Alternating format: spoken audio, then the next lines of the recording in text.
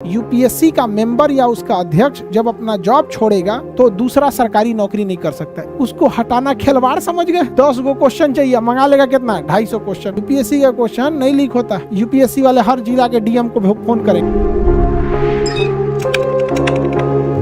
UPSC के जो अध्यक्ष होते हैं ये सेना के कोई बहुत बड़े अधिकारी होते हैं या पहले से कोई ईमानदार आईएएस अधिकारी को ही प्रमोट करके क्या बनाया जाता है, यूपीएससी का चीफ बना दिया जाता है। क्या बना दिया जाता है? यूपीएससी का चीफ हेड बना दिया जाता है। अब वो अपने अंडर में कई अन्य यूपीएससी मेंबर को रखता है, वो उसके नीचे कुछ क्वेश्चन सेट करने वाले को रखते हैं। अब वो लोग क्वेश्चन डिजाइन करते हैं। सपोज करिए कि कोई क्वेश्चन यूपीएससी में 15 क्वेश्चन पॉलिटी का पूछना है। 15 क्वेश्चन किसका पूछना है? पॉलिटी का। तो अब ये यूपीएससी वाले क्या कहेंगे, जितने सेंट्रल यूनिवर्सिटी हैं जैसे जेएनयू है, डीयू है, इलाहाबाद यूनिवर्सिटी है, साउथ की कुछ यूनिवर्सिटी हो गई, असम की, उड़ीसा की, बिहार की, झारखंड, राजस्थान, गुजरात, महाराष्ट्र, छत्तीसगढ़, सारे यूनिवर्सिटी को बोलेंगे लोग, ए भैया देखो प्रोफेसर कौन कौन हो, एगो क्वेश्चन सेट करके दो। अब 10 गो क्वेश्चन चाहिए, अब मंगा लेगा लोग, ये लोग 250 क्वेश्चन। 10 गो क्वेश्चन चाहिए, मंगा लेगा कितना, 250 क्वेश्चन। अब हो सकता है कि किस प्रोफेसर से मंगाया, किससे नहीं मंगाया, किसी को नहीं पता है। अब जैसे आप बड़े यूनिवर्सिटी में जाएंगे तो एक ही सब्जेक्ट के 4-5 गो प्रोफेसर रहते हैं, उसमें एक हेड ऑफ डिपार्टमेंट होता है, एचओडी। अब उसके बाद ये लोग डिसाइड करेंगे इस 250 में से कै गो 10 गो को डाला जाए क्वेश्चन। तो ऐसा ये लोग खुल के पब्लिकली थोड़ी बताएंगे, लेकिन क्वेश्चन में कैसे सेट करते हैं। पता चला क्वेश्चन में हिला दिया यूपीएससी का, आज लेना लीक हुआ है। यूपीएससी का क्वेश्चन नहीं लीक होता। अब क्वेश्चन सेट हो गया, अब ये सेंटर अलॉट करेंगे। यूपीएससी वाले हर जिला के डीएम को फोन करेंगे, मेरा 16 तारीख को एग्जाम है, सेंटर खाली रहना चाहिए। डीएम को कह देंगे तुम ही यूपीएससी से गया है, 16 तारीख को हमको सेंटर खाली करके दो, स्कूल इतना इतना तुम्हारे जिला में चाहिए। वो स्कूल खाली करके दे देगा। वहाँ एक दिन पहले क्वेश्चन पहुंच जाएगा, आप लोग बैठ के एग्जाम दे देंगे, कॉपी जमा हो जाएगा, अगले दिन अखबार में वेबसाइट पे आ जाएगा, आप जाके आंसर मिलाइएगा। उसका घर फोन करेगा, मम्मी तबीयत ना खराब हो गया था, इस बार गड़बड़ा गया थोड़ा सा, 2 नंबर से गड़बड़ हुए हैं। जितना खचरा बोलता है 2 नंबर से गड़बड़ हुए हैं, बहुत ही ज्यादा नंबर से गड़बड़ हुआ रहता है। ये 2 नंबर बहाना है। समझ में आ गया कि नहीं आ गया? कहेगा तो 2 नंबर से छूट गया, कई को तो कहेगा आधा नंबर से, उससे थोड़ा 25-30 पीछे है। कुछ रियलिटी में 1-2 नंबर से छटते हैं, लेकिन ज्यादातर इसे जो खचरा बहाना बनाता है कि ये गड़बड़ा गया, तबीयत ठीक नहीं था, का बोले हम, एकदम हमको कोरोना जैसा फील हो रहा था, एग्जाम में उल्टी होने लगा, हम का कहें, हम एग्जाम सेंटर में पर लेट से पहुंचे थे, आधा घंटा लेट हो गया ना, तो कुल क्वेश्चन में बना दिए रहते। जो भी बहाना आपको बनाना होगा बनाइएगा, नहीं तो रिजल्ट आ गया तो फर्स्ट क्लास। यहाँ पे मेंस की तैयारी कीजिए, मेंस लिखिए, इंटरव्यू दीजिए। आपको यूपीएससी का ऑफिस जो है वो दिल्ली में मिलेगा। यूपीएससी का हेड ऑफिस कहां मिलेगा? दिल्ली में। जब आप यूपीएससी का एग्जाम दीजिएगा, पीटी पास कीजिएगा, मेंस पास कीजिएगा, तब आपको इंटरव्यू के लिए इसके ऑफिस में बुलाया जाएगा, यूपीएससी के ऑफिस। और वहां आप बाहरवा खड़ा होकर फोटो खिंचवाइएगा।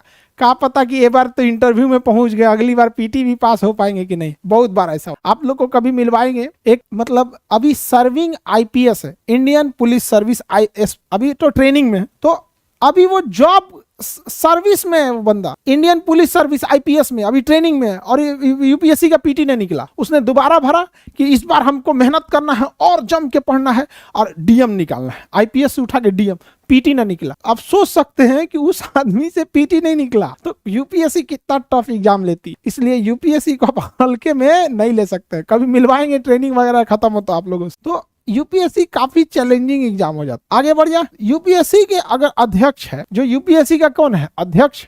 इसी के अंडर में सब लोग काम करते हैं। यूपीएससी के क्या होते हैं? अध्यक्ष जो होते हैं। अगर केंद्र सरकार यूपीएससी के अध्यक्ष को मिला ली कि तुम मेरे अंडर में आओ, कुल विधायक लोग को बना दी डीएम, जा पेपर लीक कर, तब तो गड़बड़ हो सकता है। ऐसा हो सकता है कि नहीं हो सकता अगर मिल गया। इसलिए जरूरी ये है कि इसको सुरक्षा दिया जाए। तो नियम ये है कि इसे हटाने के लिए, यूपीएससी के अध्यक्ष को हटाने के लिए, यूपीएससी के अध्यक्ष को हटाने के लिए सुप्रीम कोर्ट में जाके कहना पड़ता है, और सुप्रीम कोर्ट में मुकदमा दायर करना पड़ता है सरकार को, और सुप्रीम कोर्ट के जज के आगे सरकार को यह बात साबित करनी होती है कि यह अधिकारी, यह यूपीएससी का अध्यक्ष काबिल नहीं है। तो सुप्रीम कोर्ट के अध्यक्ष, सुप्रीम कोर्ट के जज पूछेंगे, तो सरकार, मंत्री जी, बड़का भारी काबिल आप ही हैं क्या? बताइए तो कहाँ गड़बड़ किए हैं, कहाँ इनकी काबिलियत में शक है? अब बताओ।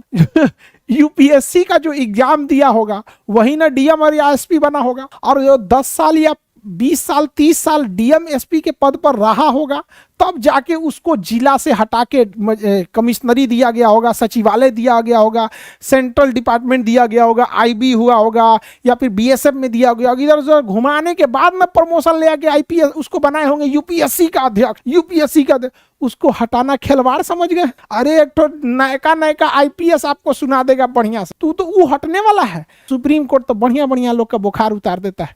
पता चला क्या, गए थे साबित करने के चक्कर में और उल्टे 4 को सुप्रीम कोर्ट फटकार लगा के भेज देगा, भाई यहाँ से बकलवा कहीं का, आता जाता कुछ है नहीं, आए हैं यूपीएससी के अध्यक्ष को हटाने के लिए, निकलो यहाँ से। समझ आ गया कि नहीं? सुप्रीम कोर्ट बढ़िया बढ़िया लोग को उनको हैसियत दिखा देता है सुप्रीम कोर्ट, उसके आगे सुप्रीम कोर्ट के आगे किसी का नहीं चलता है। रियल पावर अगर किसी के पास है तो न्यायपालिका में, लेकिन फिर वही है कि न्यायपालिका एक कोर्ट के अंदर ही है, जो कुछ है बाहर कुछ नहीं है। इसमें एक और बात कहा गया है, जो यूपीएससी का अध्यक्ष रहा है, यूपीएससी का जो मेंबर रहा है, देखिए 10-20 मेंबर रहेंगे जैसी जरूरत है, और उसके ऊपर अध्यक्ष रहेगा। अब यही लोग हैं, ध्यान से समझिए, जो यूपीएससी का अध्यक्ष है और जो मेंबर है, ये ऑलरेडी बहुत सीनियर आईएएस अधिकारी या बड़े बड़े अधिकारी होते, और यही लोग नए नए यूपीएससी का जो मेंस लिख के इंटरव्यू में पहुंचा रहता है, उनका इंटरव्यू लिए रहता और नंबर देते हैं तो वो लोग पास होते। इसलिए कहा गया है कि अगर यूपीएससी का सदस्य या अध्यक्ष यहां से छोड़ता है अपना नौकरी, तो दूसरी किसी सरकारी नौकरी को नहीं कर, दूसरी किसी सरकारी नौकरी को नहीं कर। समझ आ गया? यूपीएससी का मेंबर या उसका अध्यक्ष जब अपना जॉब छोड़ेगा तो दूसरा सरकारी नौकरी नहीं कर सकता है। क्यों नहीं कर सकता है?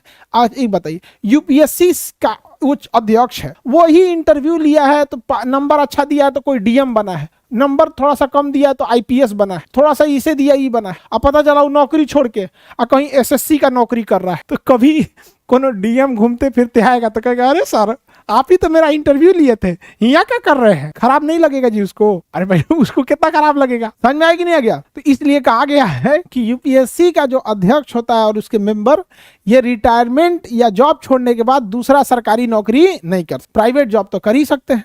आप लोग जब इंटरव्यू दीजिएगा तो जो लोग रिटायर्ड हो चुके हैं यूपीएससी के मेंबर, हम उन्हीं लोगों से आप लोग का इंटरव्यू लेंगे। वो लोग, आप में से जितने लड़के पीटी और मेंस पास करेंगे, तो जब इंटरव्यू लिया जाएगा तो ऐसा नहीं कि अकलेल बकलेल कोनो को इंटरव्यू पैनल में बैठना होगा। वहां पे जो यूपीएससी के ऑलरेडी 200-400 बच्चों का इंटरव्यू लिए होंगे ना, किसी को अच्छा नंबर दिए होंगे तो आईएएस, डीएम, एसपी नंबर के हिसाब, वो लोग ही आपके पैनल में बैठेंगे। उस सब की व्यवस्था भी की जा रही है, इसीलिए भाग दौड़ में थोड़ा सा टाइम लग जाता। समझ में आ रहा है कि नहीं? ये नहीं कि कोनो बकलोल को बैठा देंगे, बताओ बबुआ 2 में 4 जोड़ेंगे तो कितना होगा, ये सब वाला नहीं। समझ में आ रहा है कि नहीं आ रहा है?